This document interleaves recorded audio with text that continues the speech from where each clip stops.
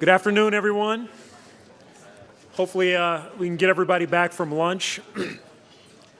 My name is Chris Young. I'm the Senior Vice President at Intel and the General Manager for Intel Security Business. Some of you may also know it as McAfee. And I have the pleasure to introduce our next panel, which is entitled The Role of Law and Law Enforcement in Securing Our Nation. And in the Justice Department and the CIA, we really have two of the government agencies that are most engaged in preventing terrorists from attacking the homeland. But as the challenge of securing our homeland has grown, so has public scrutiny of some components of that effort, including surveillance and detention of suspects. This panel is going to be moderated by Ken Dilanian of the Associated Press. Before his work at AP, Ken covered national security for the LA Times, for USA Today, and the Philadelphia Inquirer, where among his many interesting assignments, he was operated both as an embedded and independent reporter during the Iraq War. This topic is of real interest to all of us, and I think you'd agree with that. So I'm looking forward to the subject, and I'd like to now turn it over to Ken. Thank you. Thank you so much, Chris. Thanks, everybody. It's an honor to be back here in Aspen and before such an esteemed audience with two career public servants who rank among Washington's most accomplished national security lawyers. To my far left is Krass, who was confirmed as CIA General Counsel in March 2014. Her job includes writing covert action memos, opining on the legality of drone targets, and otherwise negotiating the most sensitive intelligence issues, most of which she probably can't talk about with us today, but we're going to try. Before that, she was Principal Deputy Assistant Attorney General in the Office of Legal Counsel at the Department of Justice, which capped many years of government service. She's a graduate of Yale Law School and Stanford undergrad. And to my left is John Carlin, who many of you know from years past in Aspen, was confirmed as Assistant Attorney General for National Security in April 2014. He's right in the thick of NSA surveillance, FBI counterterrorism, counterespionage, and cybersecurity. He joined NSD in 2011 after serving as Chief of Staff and Senior Counsel to former FBI Director Bob Mueller. Before that, he was a federal prosecutor. He earned his law degree from Harvard and his BA from Williams College, which happens to be my alma mater. John was magna cum laude. I was on the football team, which explains why I'm asking the questions and he's answering them. So I want to open it up maybe by talking about the changing nature of the threat to the homeland, which has gotten a lot of discussion in other panels. And maybe, John, you could start by talking, because you are overseeing these law enforcement efforts against homegrown radicals, talk about what you're seeing and how the threat has changed. Well, thanks, Ken, for that introduction, and it's great to be back at Aspen. We're seeing a fundamental shift in the threat towards the homeland. And what we're seeing is that the terrorist groups have changed their business model.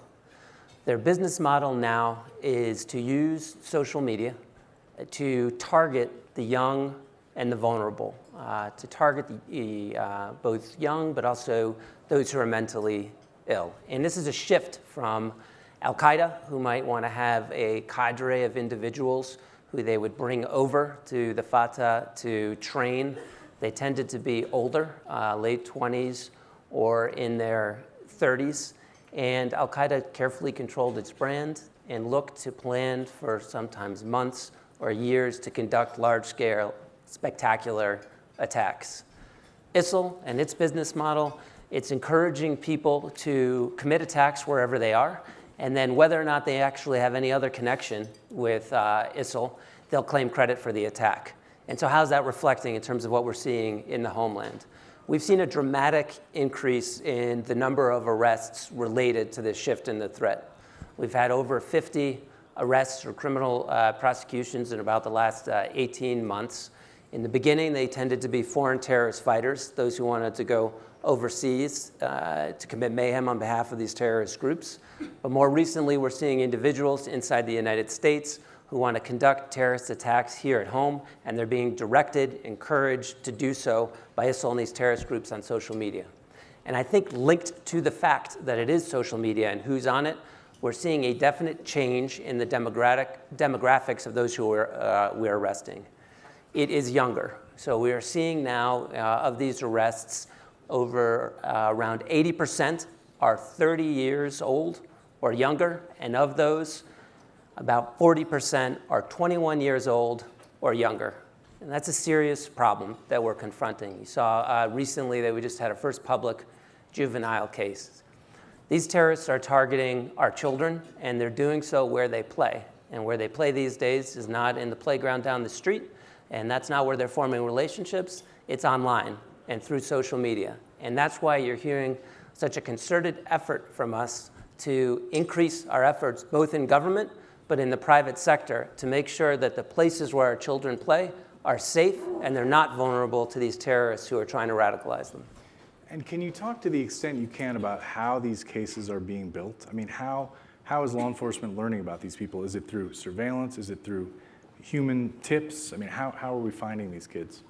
So the answer is yes. It is a combination thereof. So there's been great work done both by law enforcement here in the United States, by elements of the intelligence community overseas, and with our foreign partners. This is a problem that is not just America's. And in fact, per capita, the problem here is smaller than many of our closest Western partners. So while some estimates show that around 250 individuals from the United States have either attempted to travel to the Syria-Iraq region, have traveled and returned. If you compare that number to Western Europe, at this point it's over 4,000 individuals. And worldwide, we're talking about 25,000 individuals who've attempted to go over as foreign terrorist fighters, and the number continues to grow. And that's not counting the numbers of individuals who are inspired by these types of techniques. So that means what can be incredibly hard, trying to find individuals who are in the basements at home and the parents don't know, but when they've gone on social media, they've formed a new friend, and that friend is a terrorist overseas who's very sophisticated at slowly walking them through the process of radicalization with the goal to get them to join their foreign terrorist group or commit an attack at home. So that means we need to get better at identifying where those communications come from, but also when we have legal process, being able to serve it on the companies in order to identify it. It means the companies need to get better at making their platforms safe for children and to keep terrorists off of them. And it also means that we need to get our message out to the community, to parents, to the friends of those children, to community leaders that they trust, to say, it's not just whether you're seeing it outside, you need to figure out who they're talking to and what they're doing when they're online. And I want to come back to some of these issues, but first, Carolyn, maybe you could talk a little bit about what the CIA is doing to connect these plots to actors abroad, and maybe give a little idea of how your office fits into all that. Absolutely. I wanted also just to begin by thanking you for moderating the panel right after lunch when we have the drowsy effect and you have all the lawyers here. Oops, excuse me. And then also to the Aspen Institute for hosting this conference. This is my first chance to come to one of these, and it's really amazing, the lineup as well as that we've already seen, as well as the lineup that we have coming. So just to step back for a minute in terms of how we work closely together with John and his team, as well as with the FBI, the way the agency is helping to confront the threat posed by ISIL is one of the important ways is through our foreign intelligence collection. And that's one of our primary missions. And all the things that we do have that link to them. We, unlike the prosecutors or the FBI who worries about the federal rules of evidence, when we're trying to get intelligence, foreign intelligence, we don't have to worry about those rules and we don't really have them in mind. In fact, whereas they have to be concerned about hearsay for us is our friend. We love hearsay. We love to get information from human sources, which is one of the main ways that we get intelligence. And so we encourage people to talk to us. Our operational folks have great tradecraft and are very good at getting people to talk to them, maybe similar to the reporters in the room. We also don't have to worry about things like chain of custody rules. You couldn't imagine really how hard it would be to apply that kind of a rule set to a situation where you have documents dead dropped under a park bench. So Our rules are more flexible because while we're working with human sources, what we're doing is less intrusive. And so we are working closely with the rest of the U.S. government to combat the threat posed by ISIL. And thanks in part to some reforms post 9/11, we're able to share intelligence with the FBI quite freely as long as we have a foreign intelligence purpose. So if you have, for example, a terrorist incident in the United States and there's an understandable desire to find out right away, is that connected to a foreign terrorist, we can help the FBI find that out in terms of whether we have any information already that might link that incident to an overseas group of actors. And we can also go out and talk to the people who we know overseas to get more information and to try to help the FBI with that. So the CIA, by and large, is not on the ground operating in ISIL-controlled areas. So how good is the agency's coverage, intel coverage of ISIL right now, would you say? I mean, I think it's definitely a challenge because of the difficulty of where ISIL is. You know, there's, as we were talking about, ISIL uses a lot of social media, and so we try to take advantage of that, you know, to try to learn more about them and to share that information with our fellow U.S. government partners. And when it comes to social media, mining social media abroad, if it's foreign intelligence collection, you can look at everything, right? You could, to the extent of your technical means. What happens if you bump against a U.S. person? So if we bump against a U.S. person, we have a very strict regimen of rules, and it depends a little bit on how the information was collected, but all of our information, either collected in the U.S. or concerning U.S. persons, is subject to Attorney General guidelines under Executive Order 12333, and John's office works, you know, to help approve those guidelines. And my team, I think it would be surprising to some that I have over 150 lawyers in my office who are incredibly dedicated, and this is one big area where they are very, very careful to make sure that we are applying those rules appropriately. And John, can you walk us through the process of a recruitment where ISIS is communicating with a young person in the United States, and it starts out over Twitter, but then it moves on from there, and then at some point to an encrypted place where you can't follow it. Talk about that. Yeah, so what we're seeing is, and a trend that we're seeing is, that what the terrorist group will do is they'll seek to put their message out on platforms that they know are accessed by the largest population possible. So hundreds of thousands of people are accessing this website. They then bombard it with thousands and thousands of messages every day of their propaganda. And the messages run across the board. So we're all familiar with the shocking images and despicable what they'll show of public executions. But what they're also doing is they're bombarding that same audience with targeted, micro-targeted messages the same way that advertisers do. So what they'll do is they'll show a handsome young ISIL actor, and then one video, he's literally handing out candy to children. And in the corner will be the brand ISIL, the same way it might be for some other television show or brand. In another video, they'll show the armed soldier, the armed terrorist with a gun in one hand, but in the other hand, he's holding a kitten.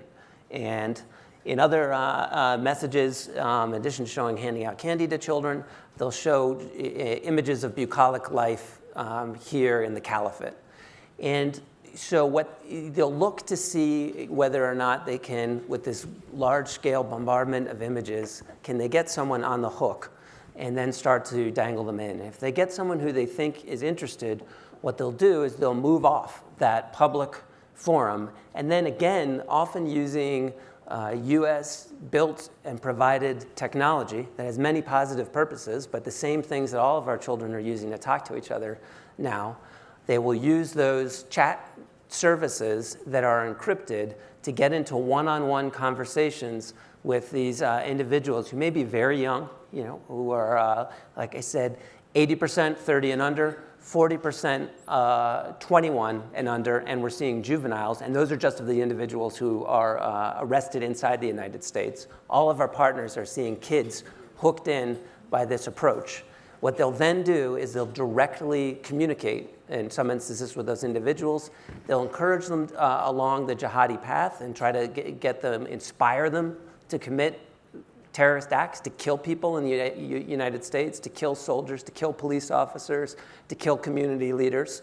But then what they'll also do, and this is the blended threat, So as we used to be maybe a stark divide between those inspired by and those who are operatives with a terrorist group, now it'll be some hybrid where they get the general direction to commit an attack by a specific date, and then when they have these one-on-one conversations through social media with a terrorist overseas they've never met in person, they'll get specific guidance on how to combat that attack.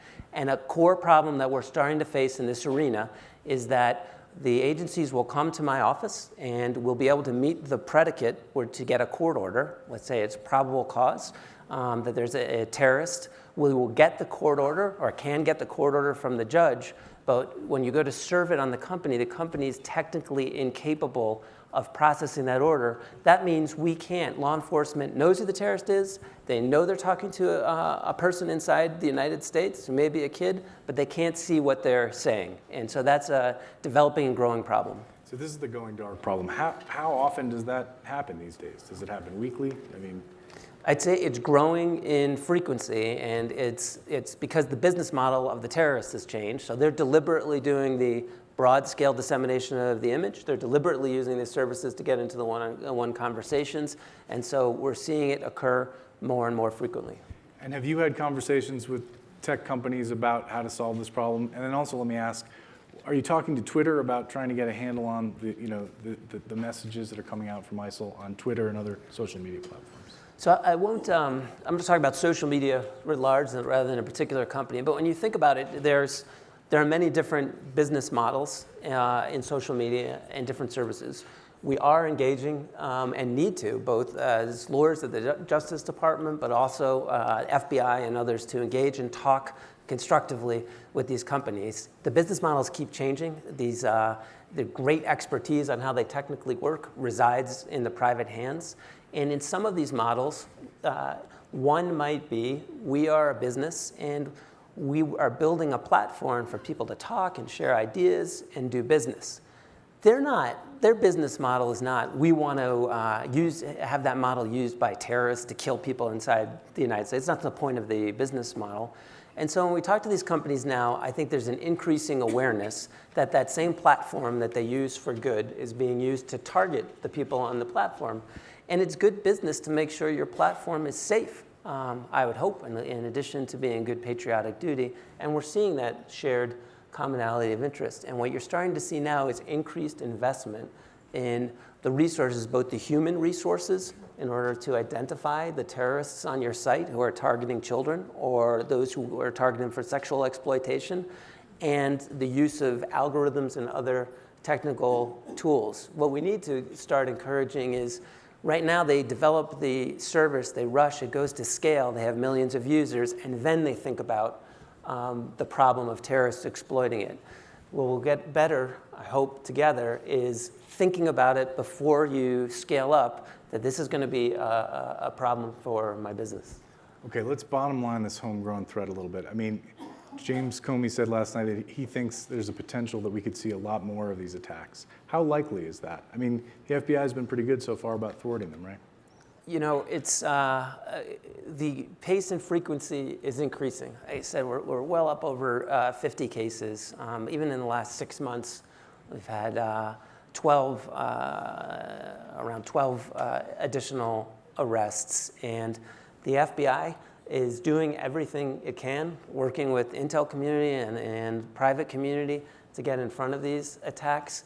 But bottom line, this tactic of targeting the youth, targeting those who are mentally unstable, targeting them to commit attacks here at home, which just require you to have a knife or a gun, is incredibly difficult to thwart. And we've seen attacks in Canada, Australia. I was just out in the UK. You had the terrible attack against that cost 30 British lives in Tunisia. We saw the attacks on Hebdo in France. So until we figure out a way to crack this terrorist threat, day in, day out, I think all of us are on edge that we're going to see an attack like that here at home. And we just had the tragic attack in Tennessee, and my condolences go out to the families of those who lost their loved ones. And on that one, can you say whether he was using an encrypted phone or an end-to-end encryption system to communicate? So I'm not going to talk about that case specifically, but I will say of the variety of cases that we're seeing now, currently we are seeing that. Okay. And Caroline, what is the CIA saying about whether ISIL thinks this is a useful strategy for them, that it's going to continue? I mean, because the analysis I've seen is it's a stalemate right now. I mean, ISIL is not leaving their caliphate anytime soon under the current U.S. strategy. So are we facing this threat for years to come? I think we're doing everything that we can to mitigate against the threat and to get the information that we can get in terms of threat information to the appropriate entities within the U.S. government, like the FBI. I can't, myself as a lawyer, predict how that struggle is going to end up, but we're definitely doing everything that we can. Okay, and then just stepping back from the homegrown threat, intelligence officials have been saying for years that Al-Qaeda is not capable of mounting a pre-9/11 style attack any longer. It's been decimated in Pakistan. But how do we know that ISIL isn't, or that some other offshoot of Al-Qaeda isn't, given the extent to which they're ensconced in these safe havens where we don't have terrific intelligence coverage? How are we so sure that a major attack on the homeland is not likely right now? Well, I'd have to, from my perspective, I would have to defer to the analysts on that. What I do know is that we are sufficiently concerned about Al-Qaeda in the Arabian Peninsula, and ISIL to view ourselves as being threatened by them, in a severe sense to our national security, and as well we are in an armed conflict with them under the AUMF, which is the 2001 authorization for the use of military force. I'd say that look, my division was formed, National Security Division was formed after September 11th. We're the first new litigating division in the Department of Justice in 50 years, and we were created in 2006. And one of the core reasons for our creation was to break down a wall that had existed between law enforcement on the one hand and the intelligence community on the other, and to be dedicated to ensuring that as lawyers, we had our prosecutors, our intel lawyers, our regulatory lawyers, our policy lawyers sitting under one roof, focused on national security threats and being driven by what the intelligence picture shows the threat is. And so in terms of what they're telling us the threat is, it remains, we remain concerned about Al-Qaeda conducting a large-scale, spectacular attack. We remain very concerned about safe havens and doing everything we can as a government through the authorities, whether it's covert action, military action, law enforcement, or other sanctions to prevent safe havens in Yemen or Syria and Iraq or Libya from preventing these terrorist groups from having the time and space to plot and plan large-scale spectacular attacks. At the same time, in terms of a current threat here at home, we've seen this change in business model where instead of the large-scale spectacular attack, they don't need to be plotting and planning overseas because they're encouraging people to do the attack here at home. So they're occurring simultaneously. And do you agree with Jim Comey that what you just described has now eclipsed Al-Qaeda as the top threat to the homeland? Well, first, we would defer to the FBI and intelligence community first. We're driven by their intel as to what the threat is. But what I think you're saying is that there's a clear and present danger here because, you're seeing in these cases, in one instance, someone with a knife trying to board a bus to commit an attack who's shot before he boards the bus. So we are seeing instances here now where the attacks have occurred. They just occurred in Chattanooga, or almost occurred, and were stopped at the last minute by law enforcement. But what I don't think he was saying, and I haven't heard from any, we remain concerned, vigilant, and working hard with our military, law enforcement, and intel partners to try to prevent the large-scale spectacular attack as well. Both of you are involved, or have been involved, in meetings where you're signing off on the legality of very sensitive counterterrorism operations, right? Caroline, you're a member of something called the Interagency Lawyers Group. Both Defense Secretary Gates and Panetta have criticized what they call the micromanagement of these kinds of operations from the White House. Can you shed some light on how this process works and how these decisions go through the process? Sure. Well, the Interagency Lawyers Group is something that has been in existence for many years. I first started going to meetings in the Clinton administration. I'm sure it predated that as well, and I've been going to those meetings I've been in the executive branch for over 20 years. And whichever agencies are relevant to the topic at hand, the NSC legal advisor will pull the general counsels and the most senior members of their legal teams together to talk about that particular issue. I've spent 4 years total at the NSC, and so I very much believe in the value of that process. I think that, in the same way that the NSC process at the deputies and principals level is an effective way of getting all of the agencies who are relevant together and to share their views and to come to, as often as possible, a common understanding. And that's usually the goal of the NSC Lawyers Group process, because each agency has its own perspective on what they think is legal, what they think complies with international law, and so the goal is to have everybody try to come to a common understanding, and I think that helps the agencies that those lawyers are advising to make sure that they're all on the same page and that everyone agrees. I mean, this administration takes very, very seriously whether our actions are consistent with domestic and international law, and that's something that we're constantly evaluating. But you as a lawyer could stop a proposed covert operation in its tracks, right, by saying, I just don't think this is legal. I mean, it's an incredibly powerful role you play there. Yes. It's true that I am the chief legal advisor to the agency, and so if there were a covert action that I thought was unlawful, I would absolutely make my views known to the director of the CIA, and I do not think he would go ahead with it. And as an outsider, how have you observed how the CIA reacts to the lawyering that your office conducts and that, forcing it to live under these rules?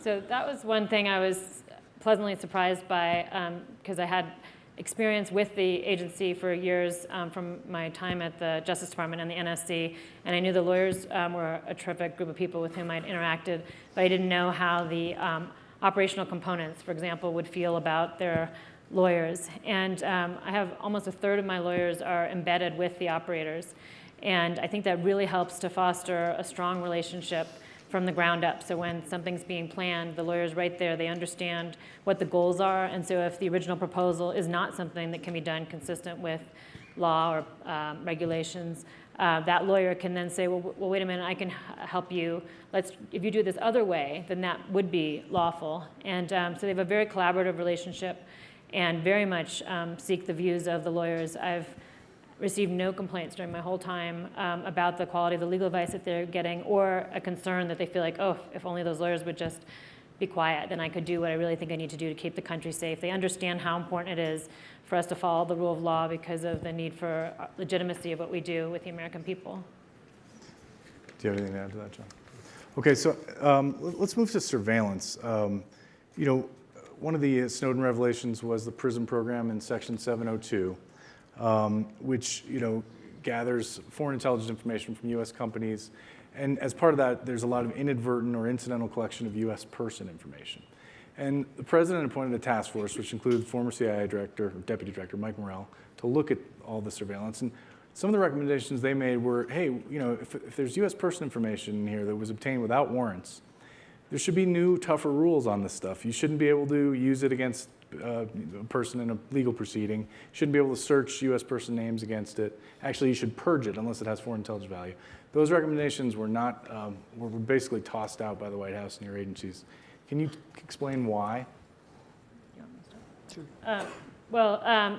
That was the view of that group, but we have a competing view from the President's Civil Liberties and Oversight Board, which was established quite some time ago, but really got fully staffed and up and running more recently, and which issued a report. It's an independent arm of the executive branch about 702, and they found that the 702 collection is lawful, consistent with the Fourth Amendment, and they knew about they certainly know about this incidental collection issue. The FISA court is completely aware of it, and John can speak more to the specifics of it, but there are rules about what you can do, but the information that is incidentally collected has been collected lawfully, and so then we're talking about, I think, policy concerns with the ability to search that information once it's been lawfully collected. But not with a probable cause warrant. Lawfully, but not with a probable cause warrant, right?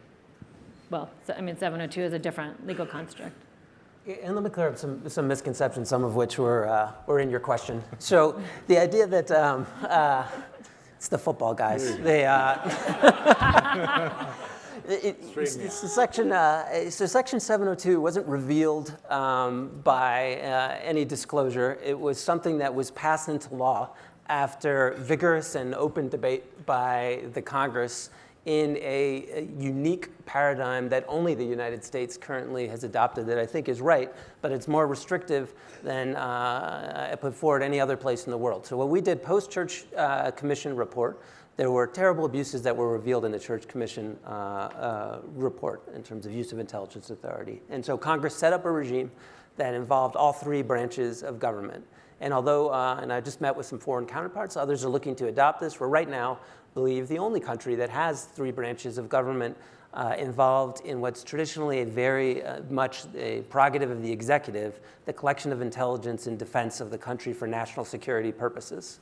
And so what this regime was at its core was that there's an oversight within the executive branch, both by my lawyers, inspectors general, the general counsels of the intelligence community and of the relevant agencies.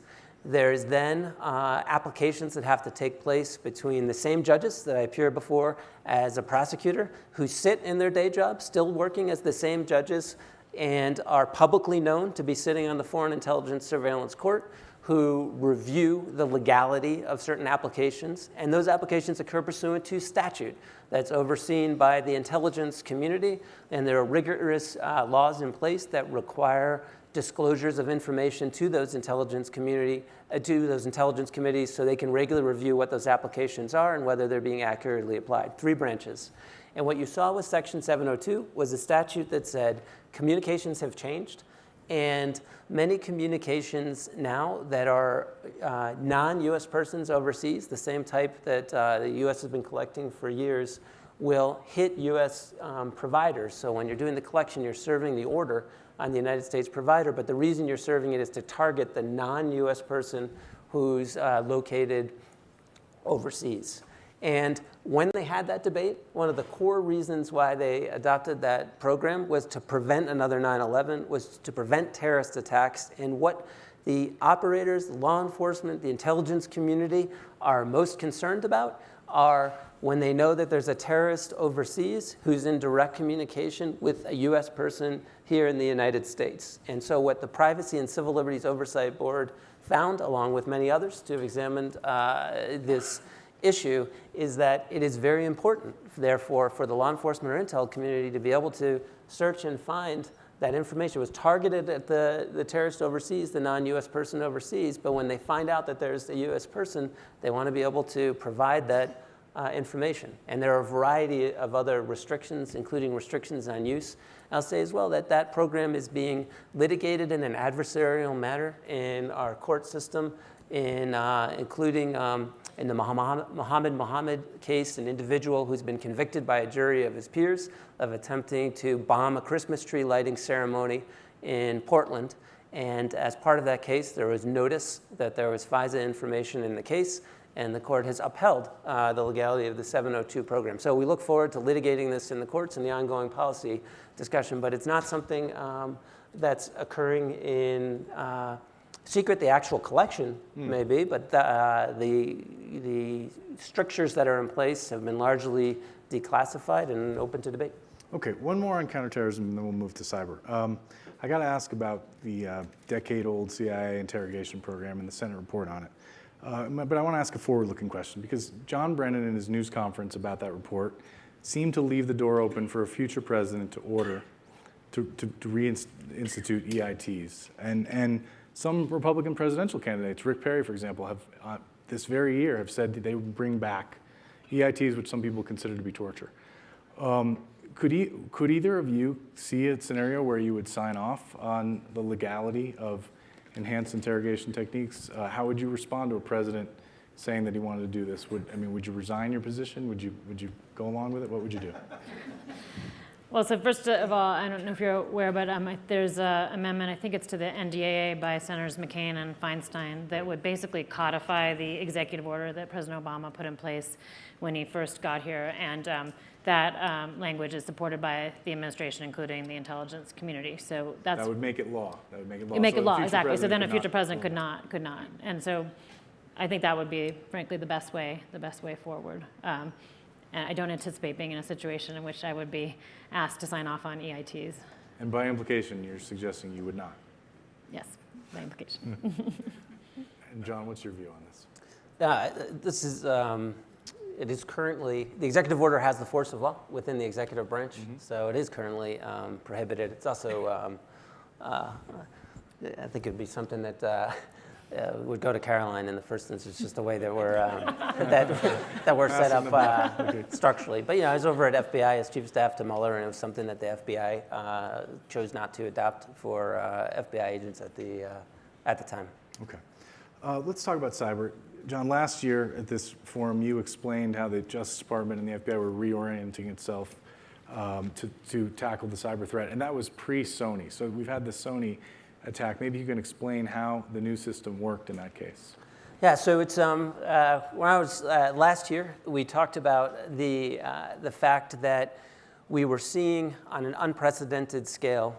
And again, going back to the mission of our division, which is to take what the intel is showing us about the threat and make sure as lawyers that we adopt. And what we were seeing was day in, day out, billions of dollars worth of data being stored by US companies. And it was horrifying. And so what we thought was it's not sufficient to watch. We need to come up with ways to disrupt and change this activity. We have Chris Young here from Intel, and what we talked about was a need, and I know he's echoed this, to go on offense. That defense alone is not going to change this battlefield. Right now, offense outstrips defense in terms of the ability, particularly of sophisticated nation-state actors, to get into systems.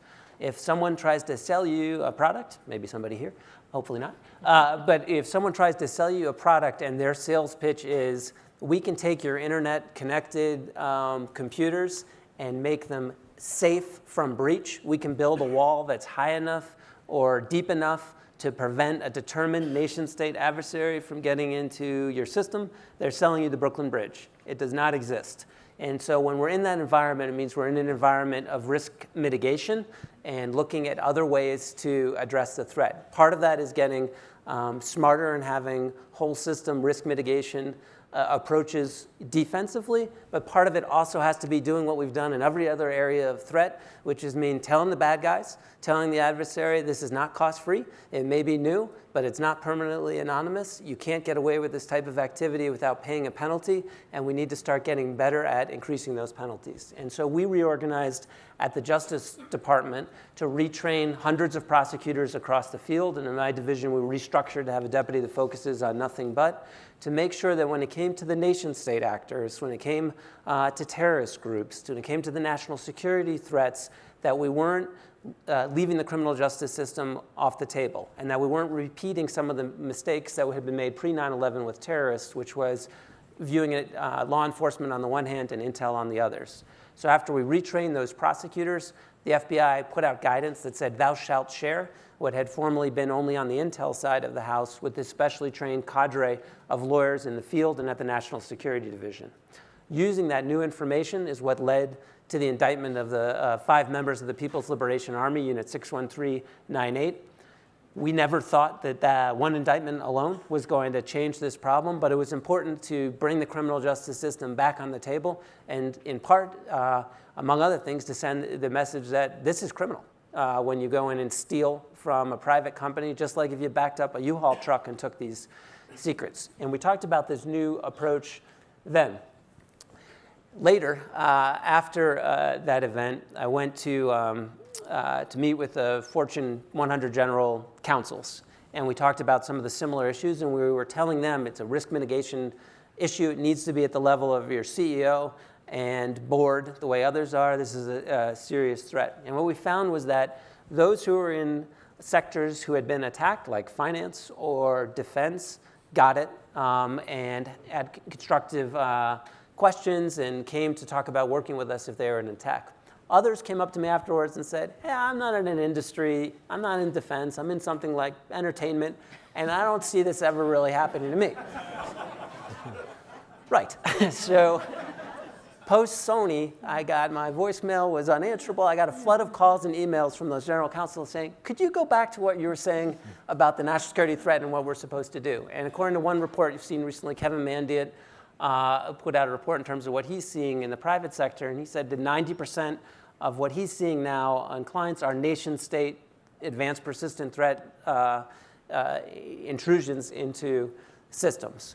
What you saw post-Sony, and we had talked about this hypothetically because we hadn't done it yet, last year at Aspen, was in addition to the criminal justice system, we need to bring all tools like we do in the terrorist arena to this threat. And that means being able to do three things. One, we got to get better at figuring out who did it. And that means working with the victims, with FBI, with the intelligence community, and getting a high confidence we know who did it. Second, after we figure out who did it, we can't be afraid to say who did it, like we do in other areas, or we're not going to be able to deter. And third, what we have to do is after we say who did it, there needs to be a consequence. And you saw that with Sony. Sony was a great partner in that they came in immediately to the FBI so we could work quickly to figure out who did it.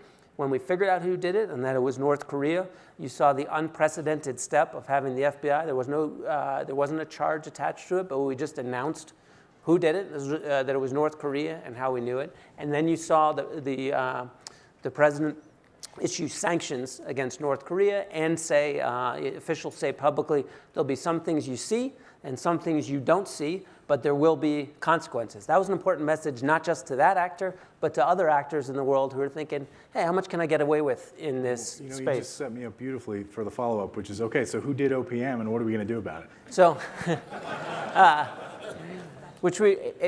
going post-Sony, there's now an executive order in place that allows the use of sanctions for a broader set of actors. And we've also talked about is the idea of designating certain entities under the Commerce Department regulations who can't do business inside the United States. And we need to continue to look across the full range as lawyers of our legal authorities to see what can we do to increase the cost when we have high confidence of who did a specific intrusion. So while I'm not going to talk about OPM specifically, what I will say is I strongly believe in this approach and that we need to continue when we can to work to hold specific consequences and tell the actors, here's why we're doing what we're doing. It's because you did X, Y, or Z, and there will be a consequence. There will be pain induced as a result. And just to make sure everyone understands OPM, we're talking about the Office of Personnel Management, the millions of records and security clearance data that was hacked, and it's being described as one of the worst counterintelligence blows in American history. I mean, incredibly sensitive information about people who procured or didn't, in some cases, security clearances to do intelligence work in some cases. Can you talk about how devastating a blow this has been to our intelligence efforts? Well, I would want to echo what Director Comey said yesterday in terms of explaining the incredibly detailed information that is on an SF-86 as one of the recipients of one of those OPM letters early after the first breach was announced. It's very alarming, and it certainly is not a good thing for our intelligence, not for anybody whose SF-86 was compromised, to have people know your relatives and all those things, all those kinds of information. And is it fair to say that even if covert CIA officers were not in this database, CIA is impacted by this hack? I think it would be fair to say that anybody would be impacted in the U.S. government by this. So why, it's been widely reported that the hackers linked to China were responsible for this. Why isn't the U.S. government saying that? I just say we need to do everything we can to hold the specific, from my point of view, specific actors accountable. Find out who did it and build the picture. I'll defer to others in the intelligence community for that. But we need, from my perspective, in terms of using certain legal authorities, we need both to figure out who did it, and then we look for either evidence or other information that we could publicly use through the right authorities to hold specific people accountable. And sometimes there was a period of thinking, I think, that thought that couldn't be done. And I think we're starting to show it can be done. It's hard, and we're new at applying this approach. It can be done, and it will be done, and we need to continue to work to do it in that breach and others. Moving off OPM specifically, just on the cyber question in general, you talked about things you won't see. I mean, are there things the U.S. government is doing to disrupt cyber espionage against companies or other types of cyber attacks, short of sanctions or indictments, things we're not seeing, covert actions or other kinds of things? Well, I'll go back to what has already been publicly said, which was there will be things you see and things that you don't see, but that there will be consequences. So that's an answer to your Is it having an impact? I mean, are we seeing any diminution in the level of attacks? I think you are seeing changes as a result of these efforts. But I'd say we as a country moved incredibly quickly from, say, 20, 25 years ago of storing 99% of what we value in analog space to 99% of what we store in digital space. And we did so using a medium that was designed for free communication and not for security. That was billions and trillions of dollars worth of investment to make that massive shift. We're playing a game of catch up and we're behind, both in the private and in the protection of government services, where offense is outstripping defense, and what we've stored digitally is vulnerable to criminals, spies, and eventually it's going to be more and more vulnerable to terrorists who have already stated their intention to develop this capability and are playing, they're trying to develop that capability, and we're doing our best to slow that development down. So I am not sanguine about where we are now, and among other things, I call again, on Congress to pass additional legislation to allow better information sharing within the private sector and with government. And we, both in government and in the private sector and working with the Hill, need to do more faster to prevent catastrophic attacks from occurring. And just to build on, because we're, like John was describing, what the changes he's made within his National Security Division, you may be aware that we're engaged right now in the most historic reorganization, modernization of the agency since 1947 when it was first created, and it's moving along at a very rapid pace and resulted from an internal study and working group that came up with a variety of recommendations, one of the most significant of which was to figure out how the agency can better deal with this rapid technological innovation. And so we have stood up a new digital directorate of digital innovation. We previously had 4 directorates, one for analysis, one for support, one for operations, and one for science and technology. And this will be a single new directorate, so we'll now have 5, which will integrate both our sort of cyber defense side, our CIO, as well as our open source center, as well as our efforts on the operational side to take advantage of opportunities in the cyber arena. And we're hoping very much that this will have significant benefits by integrating all those people together. And it's quite a big effort within the agency. Each of those other 4 directorates I mentioned has their own career service, which is meticulously brought to a certain incredibly high standard. And so the idea is to also have that same career service. The people are all incredibly talented, but there's not a single career service in the digital innovation chain. And so the idea is to create that. Great. I'd like to throw it open to audience questions now. Sir, right here. I think we have to wait for the microphone. And then the man in the glasses. Hi, Charlie Dilanian from Duke Law School. As Ms. Krass said, we're in an armed conflict with at least some of the terrorist groups. Would not that make it appropriate to use a law of war targeting regime to go after at least some of the websites? And secondly, if that isn't possible, what about using material support statutes to go after some of the platforms? And then thirdly, if that's not possible, what about civil liability along the lines of the Arab Bank case from last summer? Thoughts on that? Maybe I'll start a little bit and turn it over to Carlin. We need to look at the full range of tools in trying to disrupt the way the terrorists are currently trying to communicate, particularly with individuals inside the United States. And it's very fact specific over which tool would be best. Right now, again, their current model, or the one that's causing us the most concern, is using these platforms that are provided by U.S. Mainly providers that are used by English-speaking children as a place that they think is safe, and adults. So When it comes to the use of those platforms, it's in every instance a violation of the terms of service that I can think of the particular companies for terrorists to be targeting these kids and encouraging them to take terrorist attacks. And so what you're seeing there is the company can take action, and they know their systems the best. And what they're doing now, and I do think it's been a more positive conversation as people become very aware of the threat. And they're not just hearing it from inside the United States, they're hearing it from Australia, Canada, the United Kingdom, France, Spain, other places where they want to do business and customers are using their services, that you need to do more to help make these platforms safe. And that's causing an increase of resources on there, and they know their systems best to try to prevent these messages from reaching vulnerable populations. And we need to improve in that area. With material support, let's take on the far end of the example.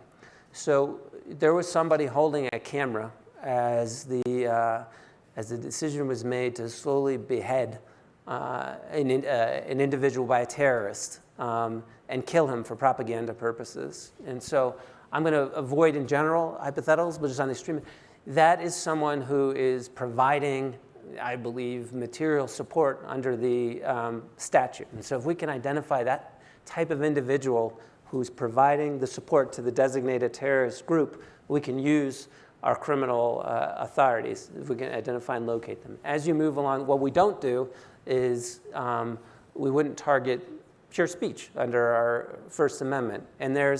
And you have to look at the facts in particular circumstances. There's conduct that's in the middle that might lend itself to a criminal prosecution if someone's intentionally aiding the terrorist group. The third area I think you talked about was civil liability, and you're starting to see under existing causes of action that there may be civil suits depending on the particular company, its business model, what they're promising its customers, some responsibility on behalf of the company if a terrorist is exploiting their services. And you just heard, I think, Senator Whitehouse call for kind of more thought and conversation in this regard. At the end of the day, I hope we can all agree, as government, as private citizens, and for the companies providing the services, that the status quo isn't acceptable. We had a new technology. Terrorist groups are taking advantage of it, and we need to work together to make sure they don't cost innocent lives. And if we can't do that under existing authorities, there's going to be more and more of a discussion about what additional authorities do you need. I would say, as a member of the lawyers group, to go to the first part of your question, I think the law of war paradigm is the right paradigm. What's tricky is applying those principles in this relatively new area. And what is an act of war is a very hard question to answer when you're in the cyber realm. And one thing that State Department always reminds us of is, remember how you would feel if this were applied to you, U.S. government. So we have to be careful that we are taking that into consideration. Okay, sir, here in the glasses in blue.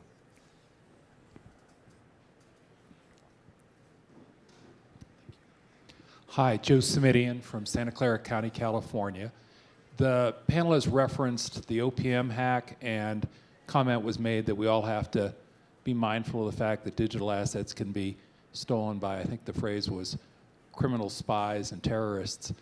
Should we be concerned about a hack of the NSA bulk telephone records that have been acquired over the years? Those are telephone records that indicate to whom we've all been talking and for what periods of time. Is that information at risk? So I'll That's 310 million of us as opposed to the 22 million federal employees and applicants. And so what you said is there are unclassified systems where there are internet-connected systems that are designed to be connected to the World Wide Web. Those are incredibly, they are vulnerable, and a determined adversary can get into those systems. Wouldn't say the same thing about top secret systems or systems that are enclaved off to be protected from the internet. The business records that NSA was collecting under the bulk telephony metadata program, which were kept in a repository which can only be queried when you have reasonable articulable suspicion, and which under the Freedom Act, moving away from to a different system where they're stored at the provider, are business records that already are kept and exist at the companies under that particular regime. So to your concern, to the extent those are digitally stored by whoever you choose as your provider for whether it's your broadband service or your telephone service, if those are in an unclassified internet system, regardless of whether this program ever existed or not, they can be targeted by an adversary. And so it's certainly an area where, like other records, I would definitely encourage them to be concerned about cybersecurity and think about how they're mitigating that risk. That's true of your telephone business records, but it's certainly also true of what you might consider more sensitive records, or equally sensitive, like health insurance records, to use one that is not a hypothetical, or your business transaction records when you're doing your credit card purchases, or your financial records. Many of those are actually held in unclassified internet-protected systems, and that's where we're playing this game of catch-up, where I do think there's been a sea change in terms of awareness, intention, concern, and resources by CEOs, boards of directors, general counsels, and in the government. But that's relatively recent, and we're still in catch-up mode. Let's get another question. Josh. Thank you very much. Josh Rogan, Bloomberg View. Mr. Carlin, you've noted in the past that there's been an uptick in arrests, especially by the FBI, of these suspected lone wolf terrorists, people that previously the U.S. government had been keeping under surveillance, but given the rising threat and the changing trends that you've been talking about, are now being picked up off of the virtual battlefield at an increased rate. Now, if you pick through those indictments and the legal documents, what you'll see is instances of where these suspects or defendants were talking to people they believed to be related to terrorist groups. What this suggests is that that the U.S. law enforcement intelligence community has people in these arenas, in these chat rooms, in these spaces, posing as terrorists, talking to these people, and that evidence is being used in these cases. So I wanted to ask you to talk about what are the legal implications of that? Do you ever wonder if maybe we're creating terrorists by drawing them into these conversations? At what line does the sting become entrapment, stuff like that? Thank you. Yeah. So the use of undercover operations by the FBI and law enforcement in general has been long established in U.S. law and was a technique that I used when I was doing narcotics cases or homicide cases and other cases that I prosecuted prior to switching to the national security field. It is a vitally important tool in confronting this particular threat. And that is because, as we've identified, the nature of the threat. If we can't get people into the forums where they're having the discussion and deter people from getting into conversations because they're not sure if they've actually reached the terrorist they want to reach or a law enforcement agent, then to your question, that is the way we've been able to disrupt many of these plots. And it's critical to our whole change in approach post 9/11 of success is not successfully prosecuting a case after people have been killed. That's important. But success is preventing the terrorist attack from occurring. And under US law, we don't prosecute people for talking the talk. We prosecute people for walking the walk. That you need to put them in further. And meeting with my counterparts, interior ministers and justice ministers from across the world at the United Nations last year, and this year we'll have the anniversary of the passage of United Nations Resolution 2178, which was really an unprecedented unanimous, when people were agreeing on nothing else, everyone agreed on the importance of the foreign terrorist fighter threat. One of the best practices that was discussed, I know, with our counterparts through something called the Global Countering Terrorist Forum with over 70 countries was how can they put on their books undercover operations. It is very important that those undercover operations are there to figure out who the real terrorist is, who will actually kill people or go join the foreign terrorist group versus those who are just talking and thinking. And I think it's a sign of the carefulness with which FBI has applied that important tool, that in the hundreds and hundreds of terrorism cases that we have prosecuted, not once has a defendant been able to successfully employ the entrapment defense, which is a defense under US law. Great. I think we're going to have to wrap it up there. Thank you both very much, and thanks for listening, folks. Appreciate it. Thanks.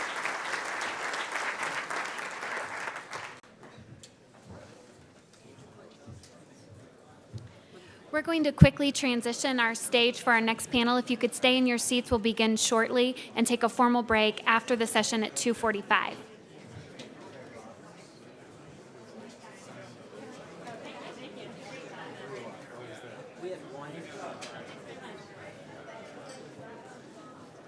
You had One guy made one throw. it might have been, was it Scott Farley? Are you Mark? Hi, how are you? Did you have my email last night? I'm sorry I couldn't. We were here at the reception.